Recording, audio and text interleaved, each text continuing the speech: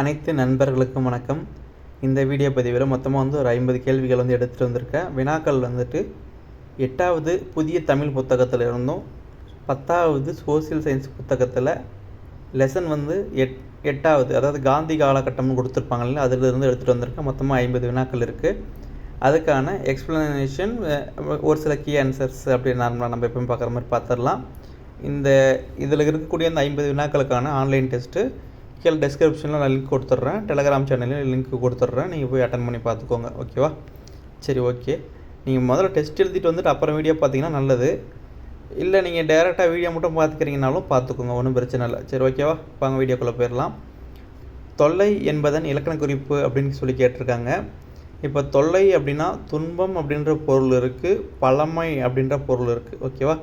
இப்போது அதை பிரிச்சிங்க அப்படின்னா தொல் கூட்டல் ஐன்னு போடுவீங்க. அப்போ தொல் அப்படின்றது பார்த்திங்கன்னா ஒரு பழமை, அதாவது ஒரு பண்பு தான் குறிக்குது. ஓகேவா? அப்போது இதை நீங்கள் எப்படி சொல்லணும் அப்படின்னா பண்பு பெயரில் தான் சொல்லணும். முடியும் போது ஐ அப்படின்னு முடியுது இல்லைங்களா? ஐன்னு முடிஞ்சால் நீங்கள் டேரெக்டாக எங்கே போகக்கூடாது, தொழிற்பெயருக்கு போடக்கூடாது. இது அதுக்கு முன்னாடி இருக்கிறது பார்க்கணும். ஓகேவா? தொழிற்பெயர் அப்படின்னா நமக்கு அந்த வினைச்சொல், அதாவது வேர் சொல் இருக்குது இல்லைங்களா? அந்த வேர் சொல் ஏதாச்சும் ஒரு வினையை குறிக்கணும். அப்படி இருந்துச்சுன்னா தான் அது நீங்கள் எப்படி பார்க்கணுன்னா தொழிற்பெயர் பக்கமே போகணும். இந்த இடத்துல அந்த தொல் அப்படின்றது பழமை அப்படின்ற ஒரு பொருளை தான் குறிக்குது. அதனால் இது பண்பு பெயர். ஓகேவா? இதுக்கான ஆன்சர் பி தான் கரெக்டு. அடுத்ததாக தராசு எனும் உரைநடை நூலின் ஆசிரியர் கேட்டிருக்காங்க. தராசு, சந்திரிகையின் கதை, ஞானரதம் இதெல்லாம் யாரோடதுன்னு பார்த்தீங்கன்னா பாரதியார் எழுதின உரைநடை நூல். அப்போது இதுக்கான ஆன்சர் தேசிய கவி பாரதி. ஓகேவா? புரட்சி கவினா பாரதிதாசன், ஓமை கவிஞர்னா சுரதா. இது சொன்னது ஜெகத் சிற்பின்னு சொல்லியிருப்பார். உருவக கவி அப்படின்னு சொல்லிட்டு போற்றப்படுறது யாருன்னா காமராசர். ஓகேவா? காமராசன். அடுத்ததாக தொல்காப்பியத்தில் ஒவ்வொரு அதிகாரத்திலும் இடம்பெற்றுள்ள இயல்களின் எண்ணிக்கை கேட்குறாங்க. தொல்காப்பியம் அப்படின்னா மொத்தமாக 3 பிரிவாக பிரிச்சிருப்பாங்க. எழுத்து, சொல், பொருள்னு சொல்லிட்டு. அதில் எழுத்தும் சொல்லும் பார்த்திங்கன்னா நமக்கு தமிழ் மொழிக்கு இலக்கணம் சொல்லும். அந்த பொருள் அப்படின்ற ஒரு இது பார்த்திங்கன்னா தமிழரோட வாழ்வியலுக்கு இலக்கணம் சொல்லியிருப்பாங்க.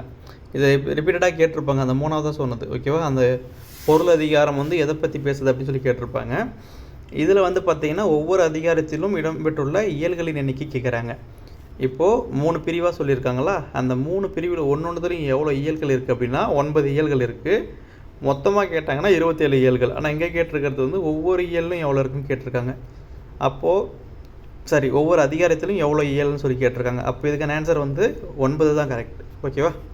அடுத்ததாக சரியாக பொருந்தியுள்ள வினைமரபை தேர்ந்தெடுன்னு கொடுத்துருக்காங்க. ஓகேவா? இதில் சரியாகிறது எதுன்னு பாருங்கள். சோறு உண்ணுன்னு கொடுத்துருக்கணும், தின்னு அப்படின்னு சொல்லிட்டு இருக்கு, அது தவறாக இருக்குது. பால் பருகுன்னு வந்திருக்கணும், முறுக்கு தின்னு வந்திருக்கணும், அங்கே ஒன்றுன்னு இருக்குது, அதுவும் தவறாக இருக்குது. பானை வனை இது கரெக்டாக இருக்குது. அப்போது டி மட்டும்தான் பொருந்துது. ஓகேவா? அப்போது டி தான் ஆன்சர். அடுத்த கேள்வி, தமிழ் நிலையான வரி வடிவத்தை பெற காரணமாக அமைந்த ஒன்றுன்னு கேட்டிருக்காங்க. அச்சுக்கலை அப்படின்ற ஒன்று தோன்றலை அப்படின்னா தமிழோட பழைய வரி வடிவங்கள்லாம் பார்த்திங்கன்னா நிறைய அந்த வளைகோடுகளால் எழுதியிருப்பாங்க. ஒரு சில நிறைய அந்த காலத்துக்கு ஏற்ற மாதிரி மாறி மாறி வந்திருக்கும். ஆனால் அது ஒரு ஸ்டாண்டர்டாக இப்படி தான் அப்படின்னு சொல்லிட்டு ஃபிக்ஸ் பண்ணதுக்கான காரணமாக அமைஞ்சது எதுன்னு பார்த்தீங்கன்னா அச்சுக்கலை வந்துச்சு இல்லைங்களா? அதனால தான். ஓகேவா? அப்போ இதுக்கான ஆன்சர் சி தான் கரெக்டு. அடுத்ததா தமிழ் வரி வடிவத்தில் மாபெரும் எழுத்து சீர்திருத்தம் செய்தவர். இதில் கீழே இருக்கிற அந்த 4 பேர்லேயும் பார்த்திங்கன்னா ஏதாச்சும் சின்ன சின்ன மாற்றங்கள் கொண்டு வந்திருப்பாங்க.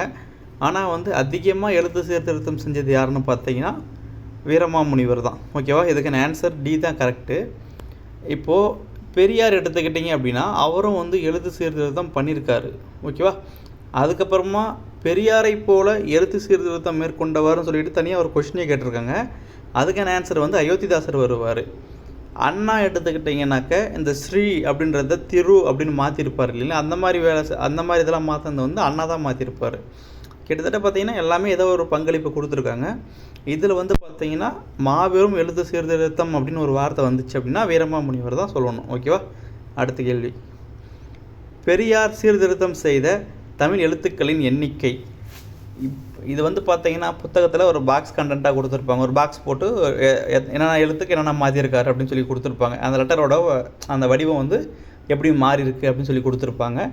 மொத்தமாக எவ்வளோ இருக்குது அப்படின்னு பார்த்தீங்கன்னா 13 எழுத்துக்களை வந்து அவர் சீர்திருத்தம் பண்ணியிருப்பார். ஓகேவா, இதுக்கான ஆன்சர் 13. அடுத்ததா ஓரெழுத்து ஒரு நிமிஷம். இப்போது பெரியாரோட எழுத்து சீர்திருத்தம் 13ன்னு பார்த்துட்டோம். இதை எப்போ நடைமுறைப்படுத்தினாங்க அப்படின்னு சொல்லிட்டு நான் இதுக்கு முன்னாடி லாஸ்ட்டாக போட்ட வீடியோவில் சொல்லியிருப்பேன். இப்போ ரீசெண்டாக எந்த வீடியோ நம்ம போடலை, இப்போ தான் ஆரம்பிச்சிருக்கிறோம். டைம் கிடைக்கும் போது நான் ஏதாச்சும் ஒரு லெசனில் இப்போ தமிழ்னு எடுத்துக்கிட்டிங்கன்னா ஒரு 100 கொஸ்டின் அது மாதிரி எடுத்துகிட்டு வரேன், முடிஞ்ச அளவுக்கு எடுத்துகிட்டு வரேன். கண்டென்ட் மேக் பண்ணலான்னு ஒரு ஐடியா இருக்குது வெப்சைட்டில், அதனால் கொஞ்சம் கரெக்டாக பண்ண முடியல. சரி, ஓகே.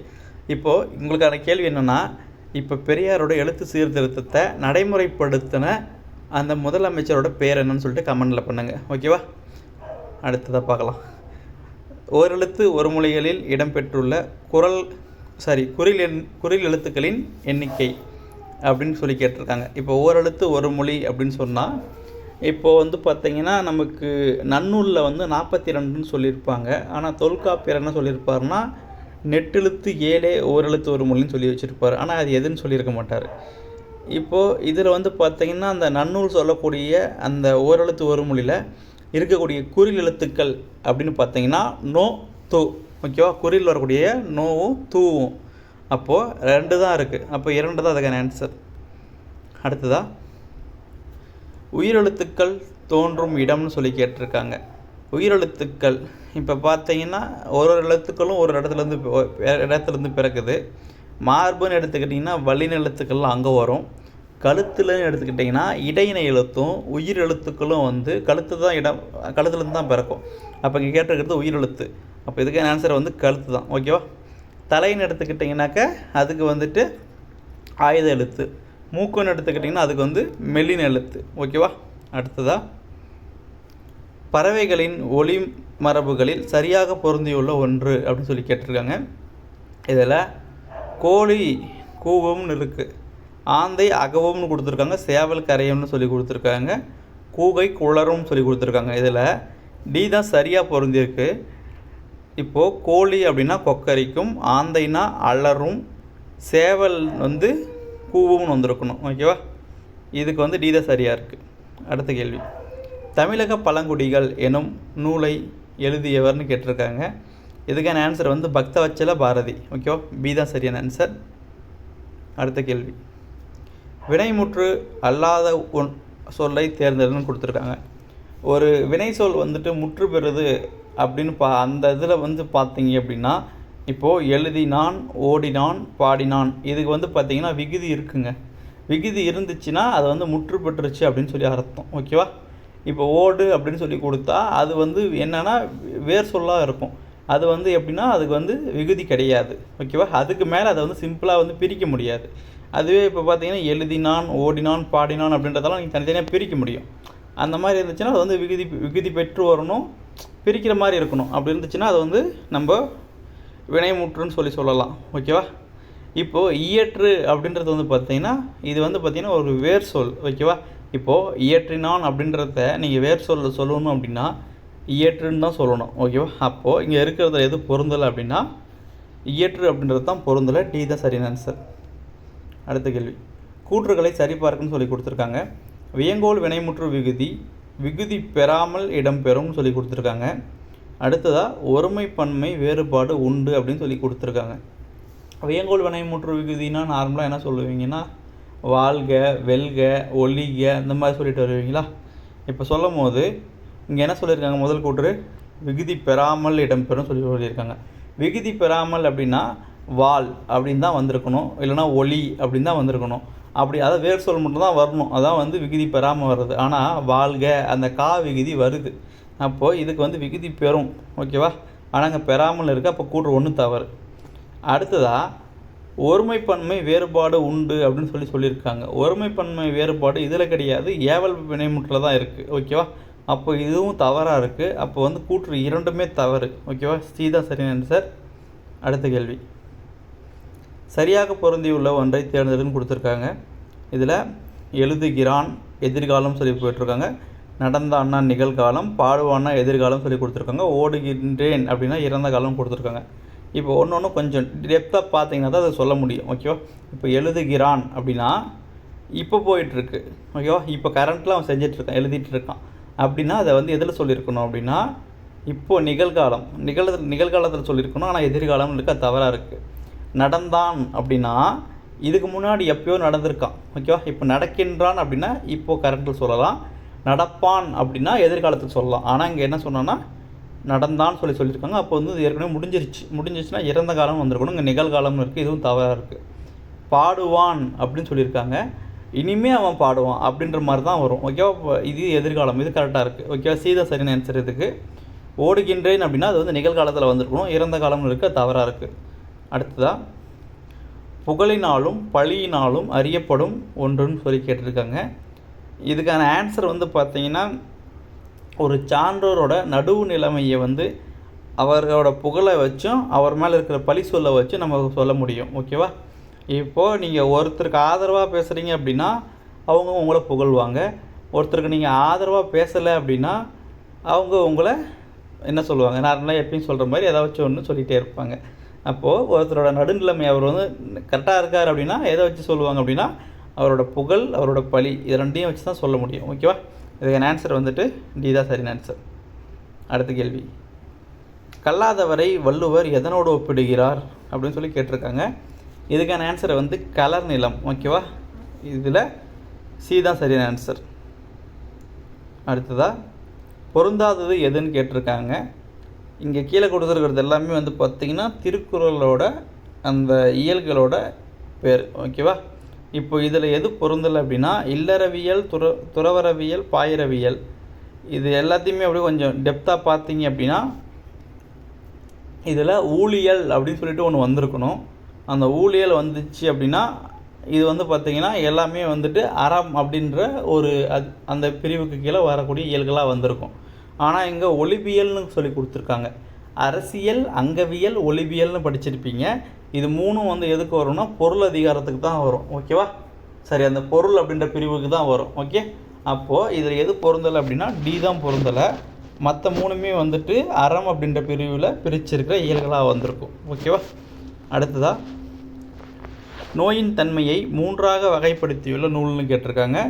இதுக்கான ஆன்சர் வந்து பார்த்திங்கன்னா நீலகேசி. நீலகேசி அதாவது ஐஞ்சிறுகாப்பியங்களில் ஒன்று. ஐஞ்சிறுகாப்பியங்கள் எல்லாமே வந்து பார்த்திங்கன்னா சமண காப்பியமாக இருக்கும். ஓகேவா? இது வந்து தமிழில் வந்து எழுதுன முதல் அந்த எப்படி சொல்கிறது வாத நூல்னு சொல்லுவாங்க. ஓகேவா? அப்போது எப்படி சொல்கிறது, ஒன்றுக்கு ஒன்று அப்படி கேள்வி கேட்டு அப்படி சண்டை போடுற மாதிரி வரும் இல்லைங்க, அந்த மாதிரி சொல்லுவாங்க. இப்போது குண்டலகேசின்னு ஒரு நூல் இருக்குது. இது வந்து பார்த்திங்கன்னா பௌத்த காப்பியம். அதாவது மணிமேகலை குண்டுன்னு ஞாபகம் வச்சிங்கன்னா கொஞ்சம் ஈஸியாக இருந்திருக்கும். இப்போது அது வந்து பார்த்திங்கன்னா அது ரெண்டுமே வந்து நமக்கு பௌத்த காப்பியம், புத்த காப்பியமாக இருக்கும். அதில் அந்த குண்டலகேசிக்கு ஆப்போசிட்டாக எழுதின நூல் தான் வந்துட்டு இந்த நீலகேசி. ஓகேவா? இப்போ வந்து பார்த்திங்கன்னா நோயின் தன்மையை 3ஆக வகைப்படுத்தும். என்ன சொல்லணும்னா குணப்படுத்த முடியும், குணப்படுத்த முடியாது, இது வந்து குணமே ஆகாது, அதாவது இருந்துக்கிட்டே இருக்கும் உடம்புல, அந்த மாதிரி பிரித்து வச்சுருப்பாங்க இல்லைங்களா? அப்போது இதுக்கான ஆன்சர் வந்து பார்த்திங்கன்னா நீலகேசி தான். சீதா சரியான ஆன்சர். அடுத்ததாக அதிக மொழிகளில் மொழிபெயர்க்கப்பட்ட அறநூல்னு கேட்டிருக்காங்க. இதுக்கான ஆன்சர் வந்து பார்த்திங்கன்னா திருக்குறள். ஓகேவா? 107 மொழிகளில் மொழிபெயர்த்திருப்பாங்க. பைபிளுக்கு அடுத்தபடியாக அதிக மொழிகளில் மொழிபெயர்க்கப்பட்ட நூல்னு சொல்லியிருப்பாங்க. ஓகேவா? உலக மொழிகள்லேயே வந்து பார்த்திங்கன்னா அதிகமாக மொழிபெயர்க்கப்பட்ட நூல்னு கேட்டாங்கன்னா பைபிள், அதாவது விவிலியம்னு சொல்லுவாங்க. அதுக்கு அடுத்தபடியாக அதிகமாக எந்த நூலை மொழிபெயர்த்திருக்காங்க அப்படின்னு பார்த்திங்கன்னா அது திருக்குறள் தான். அடுத்த கேள்வி, சமண சமய கருத்துக்களை வாதங்களின் அடிப்படையில் விளக்கும் நூல் கொண்டுள்ள சருக்கங்களின் எண்ணிக்கை. இதை வந்து 2 பிட்டாக பிரிச்சுக்கோங்க. சமண சமய கருத்துக்களை வாதங்களின் அடிப்படையில் விளக்கும் நூல், இது வந்து பார்த்திங்கன்னா நீலகேசி. அந்த நீலகேசியில் எவ்வளோ சருக்கம் இருக்குன்னு கேட்டிருக்காங்க. இதுக்கான ஆன்சர் வந்து 10. ஓகேவா? அடுத்ததாக கதர் பிறந்த கதை கவிதை நூலின் ஆசிரியர் கேட்குறாங்க. இதுக்கான ஆன்சர் வந்து கவிமணி தேசிய விநாயகம். காலத்தை வெளிப்படையாக காட்டாத வினை எச்சம்னு சொல்லியிருக்காங்க. இப்போ காலத்தை வந்து வெளிப்படையாக காட்டுச்சு அப்படின்னா அது ஓகே தான். ஆனால் இவங்க காலத்தை வெளிப்படையாக காட்டலை அப்படின்னா அது வந்து குறிப்பு வினை எச்சமாக சொல்லுவாங்க. ஓகேவா? இதுக்கு டி தான் சரியான ஆன்சர். ஒற்றுமையின்மை எனும் பொருளை தரும் ஓமை தொடரை தேர்ந்தெடுன்னு கொடுத்துருக்காங்க. இவை கீழே கருத்தை வரணும்னா நீங்கள் போட்டு பார்க்கணும். மடை திறந்த வெள்ளம் போல் அப்படின்னா அதாவது தடையின்றி மிகுதியாயின்னு வரும். அடுத்ததாக உள்ளங்கை நெல்லிக்கனி போல் அப்படின்னா அது வந்து பார்த்திங்கன்னா வெளிப்படைத்தன்மைன்னு சொல்லுவாங்க. பசுமரத்தாணி போல் அப்படின்னா இப்போ இளமையில் படித்தோன்னா ஈஸியாக மனதில் பதிவு இல்லைங்களா, அந்த மாதிரி சொல்லுவாங்க.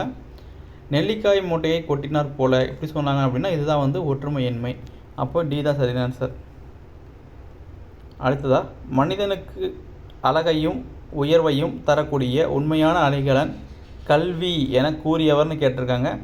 அதாவது கற்றோருக்கு கல்வியே கலன் அப்படின்னு சொன்னது யாருன்னா குமரகுருபரர் சொல்லியிருப்பார் நீதிநெறி விளக்கம் அப்படின்ற பாடலில். இதுக்கான ஆன்சர் வந்துட்டு குமரகுருபரர். சீதா சரியான ஆன்சர். ஓகேவா? அடுத்த கேள்வி,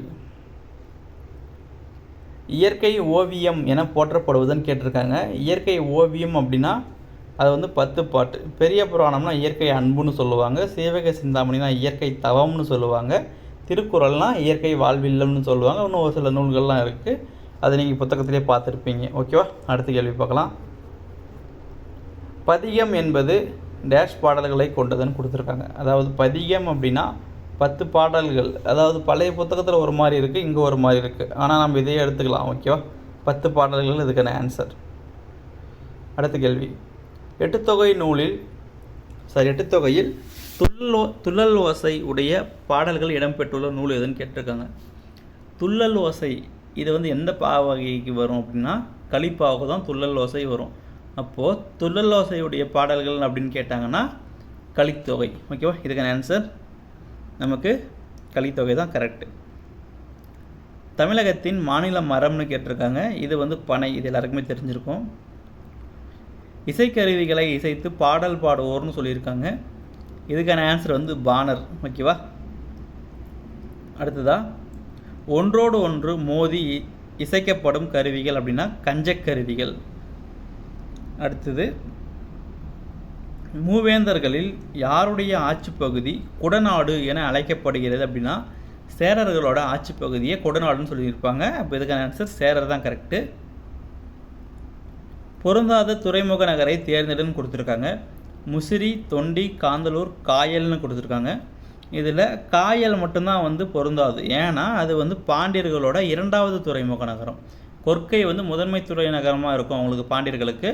காயல் வந்து 2வது துறைமுக நகரமாக இருந்திருக்கும். ஓகேவா? அடுத்ததாக, கொங்கு மண்டல சதகம் எனும் நூலை இயற்றியவர்னு கேட்டிருக்காங்க. இதுக்கான ஆன்சர் வந்து கார்மேக கவிஞர். ஓகேவா? இதை வந்து கார்மேக கவிஞர் தான் எழுதியிருக்காரு. இதுக்கான ஆன்சர் பி தான் கரெக்டு. அடுத்த கேள்வி, சேர நாட்டில் உப்பும் நெல்லும் ஒரே மதிப்புடையனவாக இருந்தன என்பதை விளக்கும் நூல்னு கேட்டிருக்காங்க. உப்பு நெல் வந்து பார்த்திங்கன்னா ஒரே ரேட்டாக வச்சு விற்றுருப்பாங்க. இதுக்கான ஆன்சர் வந்து பார்த்திங்கன்னா அகநானூறு. அந்த நூல் தான் வந்துட்டு நெல்லும் உப்பும் வந்து ஒரே விலையாக ஒரே மதிப்பாக இருக்குது அப்படின்னு சொல்லியிருக்கோம். ஓகேவா? அடுத்த கேள்வி, தமிழ்நாட்டின் ஆலந்து என சிறப்பிக்கப்படும் மாவட்டம்னு கேட்டிருக்காங்க. இதுக்கான ஆன்சர் திண்டுக்கல். நேதாஜி ஆயத்த ஆடை பூங்கா அமைந்துள்ள மாவட்டம்னு கேட்டிருக்காங்க. இதுக்கு வந்து திருப்பூர். ஓகேவா? திருப்பூரில் தான் இருக்குது. அடுத்த கேள்வி, கூற்றுகளை சரிபார்க்குன்னு கொடுத்துருக்காங்க. அதாவது இனிமேல் வர்றது எல்லாமே வந்து பார்த்திங்கன்னா நம்ம சோசியல் சயின்ஸில் இருக்கக்கூடிய கேள்வி. மொத்தமாக வந்து 13 கேள்வி இருக்கும். பாருங்கள்.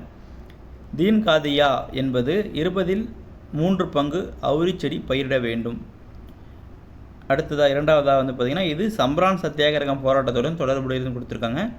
3வதாக, நாடு முதலாக ஒத்துழையாமை இயக்க செயல்முறை பாடத்தை கற்றுக்கொண்டதாக காந்தி இந்த போராட்டத்தில் தான் கூறினார்னு சொல்லியிருக்காங்க. இதில் கொடுத்துருக்கிற அனைத்து கூற்றுமே சரி. தீன் காதியா அப்படின்னா இப்போ உங்கள்கிட்ட 20 ஏக்கர் 20 பங்கு நிலம் இருக்குது அப்படின்னா அதில் 3 பங்கு அவுரி செடி விளைவிக்கணும். இது ஃபஸ்ட்டு கண்டிஷன் தீன் காதியா அப்படின்னா. இதை வந்து எதிர்த்து போராட்டம் செய்கிறாங்க. அந்த போராட்டம் எங்கன்னா பீகாரில் நடக்கும். அதுக்கு வந்து காந்தி தலைமை ஏற்றுட்டு இருப்பார். இதுக்கான பேர் வந்து சம்பரான் சத்தியாகிரகம்னு சொல்லுவாங்க. இது கரெக்டு. அடுத்ததாக, காந்தி அந்த போராட்டத்தில் தான் சொல்கிறாரு, மக்கள் எல்லாம் அங்கே போராட்டத்தை பார்த்துட்டு நாடு வந்து ஒத்துழையாமை போராட்டத்தை வந்து கற்றுக்குச்சு அப்படின்னு சொல்லியிருப்பார். ஓகேவா? இதுக்கு அனைத்துமே சரி. அடுத்த கேள்வி, ஜாலியன் வாலாபாக் படுகொலை நிகழ்வு நடைபெற்ற நாள்னு கேட்டிருக்காங்க. இது வந்து பார்த்திங்கன்னா 1919. என்ன டேட் அப்படின்னா ஏப்ரல் 13. அதாவது சீக்கியர்களோட அறுவடை திருநாள் அன்னைக்கு வந்து நடந்திருக்கும். ஓகேவா? அடுத்ததாக, 1919ஆம் ஆண்டு டெல்லியில் நடைபெற்ற கிலாபத் மாநாட்டில் பின்வரும் முழக்கங்களை முழங்கியவர்னு கேட்டிருக்காங்க. என்னென்ன இருக்குன்னு பாருங்கள். அல்லாஹூ அக்பர், வந்தே மாதரம், இந்து முஸ்லீம் வாழ்க, இந்த 3 கூற்றுகளையும் வந்து யார் சொன்னது அப்படின்னு பார்த்தீங்கன்னா மௌலானா சௌகத் அலி தான் சொல்லியிருப்பார். அலி சகோதரர்கள் இருக்காங்க இல்லைங்களா, இவங்க தான் வந்து கிலாபத் இயக்கத்துக்கு தலைமை ஏற்றுட்டு இருப்பாங்க. அதில் இந்த முழக்கங்களை சொன்னது யாருனாக்க மௌலானா சௌகத் அலி. ஒத்துழையாமை இயக்கம் தொடங்குவதற்கு அனுமதி அளித்த காங்கிரஸ் மாநாடு நடைபெற்ற இடம்னு கேட்டிருக்காங்க.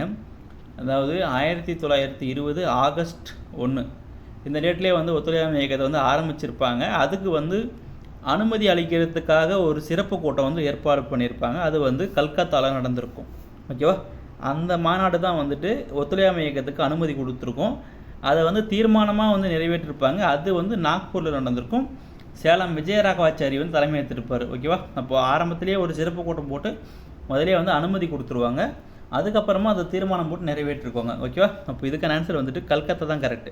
அங்கே தான் வந்து சிறப்பு மாநாடு போட்டு அனுமதி கொடுத்தாங்க.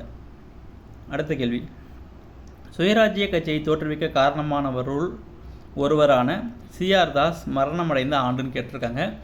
சுயராஜ்ய கட்சி வந்து 1923 ஜனவரி 1 ஆரம்பிச்சிருப்பாங்க. அதை தோற்றுவிச்சது 2 பேர். ஒன்று வந்து மோதிலால் நேரு, இன்னொன்று வந்து சிஆர் தாஸ். சிஆர் தாஸ் எப்போ இறந்து போனார் அப்படின்னு பார்த்தீங்கன்னா 1925. அதுக்கப்புறமா அந்த கட்சி வந்து படிப்படியாக அதோட எப்படி பாப்புலாரிட்டிலேருந்து குறைஞ்சிருக்கும். ஓகேவா, இதுக்கான ஆன்சர் டி தான் கரெக்ட். அடுத்த கேள்வி, மாகாண சுய ஆட்சியை அறிமுகம் செய்த திட்டம்னு கேட்டிருக்காங்க. இதில் வந்து சட்டம்னு கேட்டிருக்காங்க. இதுக்கான ஆன்சர் வந்து பார்த்தீங்கன்னா 1935 இந்திய அரசு சட்டம். அதாவது 1919, அதாவது மாண்டேகு செம்ஸ்போர்ட் சீர்திருத்தம்னு சொல்லுவாங்க. இந்த சட்டம் என்ன பண்ணும் அப்படின்னா மாகாணங்களில் இரட்டை ஆட்சியை கொண்டு வரும். அதுவே 1935 சட்டம் வந்து மாகாணங்களில் சுய ஆட்சியை கொண்டு வரும், மத்தியில் இரட்டை ஆட்சியை கொண்டு வரும். இதை நீங்கள் படிச்சிருப்பீங்க. இப்போது இதுக்கான ஆன்சர் வந்துட்டு 1935 இந்திய அரசு சட்டம். ஓகேவா, அடுத்த கேள்வி, இந்து முஸ்லீம் ஒற்றுமையின் தூதராக பாராட்டப்பட்டவர்னு கேட்டிருக்காங்க. இதுக்கான ஆன்சர் வந்துட்டு முகமது அலி ஜின்னா. ஓகேவா, சீதான் சரியான ஆன்சர்.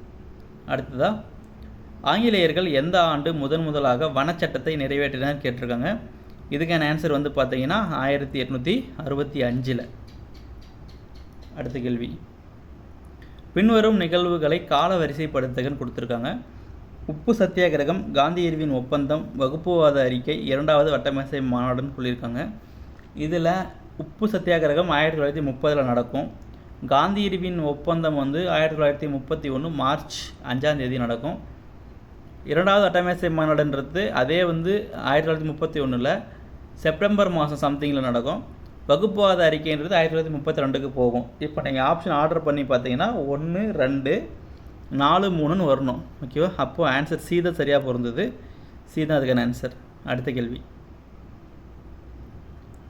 பூனா ஒப்பந்தத்திற்கு பிறகு ஒடுக்கப்பட்ட வகுப்பினருக்கான இடஒதுக்கீடு 71 எவ்வளவாக உயர்த்தப்பட்டதுன்னு கேட்டிருக்காங்க. இதுக்கான ஆன்சர் வந்து பார்த்தீங்கன்னா 148. அதாவது வகுப்புவாத அறிக்கைன்னு சொல்லியிருப்பாங்க. அது வந்து அதுக்கப்புறமா வந்து பார்த்திங்கன்னா அந்த காந்தி அம்பேத்கருக்கு இடையில் ஒரு சின்ன கையொப்பம் பண்ணியிருப்பாங்க. அது பூனா ஒப்பந்தம்னு சொல்லுவாங்க இல்லைங்களா. அதில் வந்துட்டு அந்த ஒடுக்கப்பட்டவருக்கு வந்து இடஒதுக்கீடை வந்து இன்க்ரீஸ் பண்ணியிருப்பாங்க. எவ்வளோனா 71 148 மாற்றிருப்பாங்க. இதுக்கான ஆன்சர் வந்துட்டு டி தான் கரெக்டு. அடுத்த கேள்வி, அகில இந்திய தொழிலாளர்கள் மற்றும் விவசாயிகள் கட்சி தொடங்கப்பட்ட ஆண்டுன்னு கேட்டிருக்காங்க. இதுக்கான ஆன்சர் வந்து பார்த்தீங்கன்னா 1928 தான் ஆரம்பிச்சிருப்பாங்க. ஆன்சர் டி தான் கரெக்டு. இது வந்து கொஞ்சம் தெளிவாக பார்த்துக்கோங்க. ஒரு சில கேள்விகள் வந்து நமக்கு ரிப்பீட்டாக கேட்குறாங்க அப்படின்னா ஒரு சிலது எக்ஸ்ட்ரா நம்ம பார்த்து வச்சுக்கிறது நல்லது. ஏன்னா இப்போ ரேராக எடுத்தாங்கன்னா இந்த மாதிரி எடுத்துருவாங்க. இதெல்லாம் கொஞ்சம் அப்படி பார்த்துக்கோங்க. ஓகேவா, அடுத்ததாக 1930ஆம் ஆண்டு சிட்டகாங் ஆயுத கிடங்கு தாக்குதலில் ஈடுபட்டவர்னு கேட்டிருக்காங்க. இதுக்கான ஆன்சர் வந்து பார்த்தீங்கன்னா சூர்யாசன். ஓகேவா, சி தான் கரெக்டு. பிகே தத்தும் பகத்சிங்கும் வந்துட்டு எங்கே இருந்த சட்டமன்றத்தில் புகை குண்டு வீசினாங்க. ஓகேவா, அதாவது எந்த இடத்துல இருந்த சட்டமன்றத்து மேலே புகை குண்டு வீசினாங்க. இது தெரிஞ்சால் கமெண்ட் பண்ணுங்கள். அடுத்ததாக, செய் அல்லது செத்துமடி எனும் வாக்கியத்தை எந்த நிகழ்வின் போது காந்தியடிகள் கூறினார்? இது வந்து ரொம்ப ஃபேமஸானது. இது வந்து பார்த்திங்கன்னா எப்போ அவர் சொல்கிறார் அப்படின்னா வெள்ளையனே வெளியேறு இயக்கம் வந்து ஆரம்பிச்சிருப்பாங்க 1942. அப்போது தான் வந்து முதல்ல அது மாதிரி சொல்கிறார். ஓகேவா, இதுக்கான ஆன்சர் சி தான் கரெக்டு. ஜனவரி 1933 ஜனவரி 8 எந்த நாளாக அனுசரிக்கப்பட்டதுன்னு சொல்லியிருக்காங்க. இது வந்து கோவில் நுழைவு நாள். அடுத்ததா அவ்வளோதான். 50 கேள்வி போட்டாச்சு இல்லைங்களா? வீடியோ முடிஞ்சது. ஓரளவுக்கு எனக்கு தெரிஞ்ச மாதிரி எடுத்துகிட்டு வந்திருக்கேன். கொஷின் மேக் பண்ணுறது கொஞ்சம் டைம் இல்லை. முடிஞ்ச அளவுக்கு எனக்கு டைம் கிடைக்கும்போது நான் போட்டு கொடுக்குறேன். தமிழ்னால் கொஞ்சம் ஈஸியாக பண்ணிட முடியும், நமக்கு அது நல்லாவே வருது ஓரளவுக்கு. ஆனால் ஜிஎஸ் வந்து கொஷின் மேக் பண்ணுறது எனக்கே கொஞ்சம் டஃப்பாக தான் இருக்குது. ஏன்னா அது எப்படி பண்ணுறதுன்னு தெரியலன்றத விட கொஞ்சம் ஸ்டேட்மெண்ட்டாக தான் அதிகமாக வைக்க முடியும், நார்மலாக எடுக்க முடியாது. அதுக்குன்னு கொஞ்சம் நல்லா டைம் கொடுத்து பண்ணோன்னா நல்லா பண்ண முடியும். அதனால் அது கொஞ்சம் எடுக்கிறதுக்கே ஆகலை. தமிழ்னால் சொல்லுங்கள், சல்லுன்னு நம்ம எவ்வளோ வேகமாக பண்ண முடியுமோ சீக்கிரமாக பண்ணிடலாம். சரி, ஓகேவா? முடிஞ்ச அளவுக்கு நான் கொடுக்குறேன், பார்க்கலாம். ஓகேவா? நம்ம அடுத்த வீடியோவில் பார்க்கலாம். அப்படியே வீடியோ பிடிச்சிருந்துச்சி அப்படின்னா ஒரு லைக் பண்ணிவிட்டு உங்கள் ஃப்ரெண்ட்ஸுக்கும் ஷேர் பண்ணி விட்ருங்க. ஓகேவா? தேங்க்யூ.